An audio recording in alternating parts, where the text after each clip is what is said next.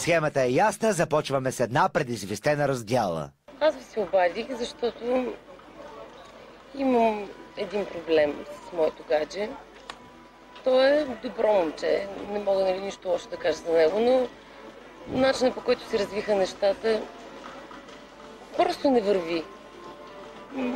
Мисля, че нищо няма да се получи от това и най-добре той да си намери неговия път, аз своя.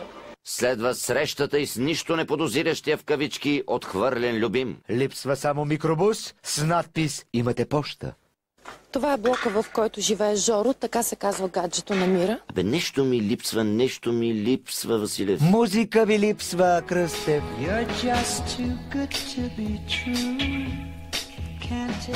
Добър ден. От Балкан Българска телевизия отиваме при Жоро от 306, може ли? Разбира се, заповядайте. Благодаря. От кога ви чакаме?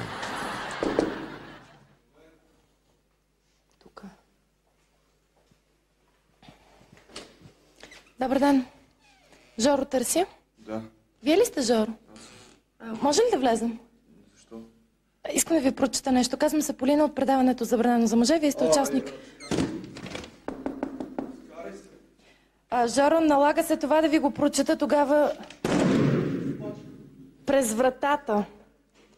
Добре, хайде да се разберем. Хайде да... Вие дори не знаете за какво става дума. Добре, нека да ви прочета нещо и след това предлагам да се видим и да обсъдим.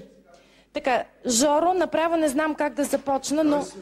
Но Жоро знае как да започне. По сценария трябвало да излезе с гол в ръката нож, но реквизиторът е закъснял, затова му се налага да излезе въоръжен с отверка в азомер. Това... Какво снимаш? Разкарай се. Добре, искате ли... Не, чакайте малко. Няма, не става въпрос за нещастие тук. Аз предлагам да се успокоите малко. Жоро ще се успокои, но доста по-късно. Преди това трябва да изиграе няколко етюда от така наречените в първи курс в надпис за вяра и наивност.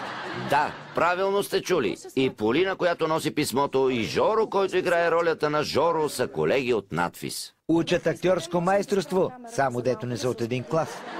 Да разговаряме по-спокойно. Искате ли? Не ме карайте да ви гоня по стълбите. Гледайте си как се слагам в много сте, направо сте супер. Ще поговорим само 2 минути. Нека да не бъде от разстояние. Не там. Не там! В контражур си! Задам един въпрос. Успокойте се вече. Ще ви задам един въпрос. Така, защо се стига до там, че Мира да ви пише писмо и по този начин да иска да се раздели с вас? Разбрахте, че тя иска да скъса с вас? Не мога. Това е една не особено добре премерена истерия и... Нямам нищо, няма да я направя.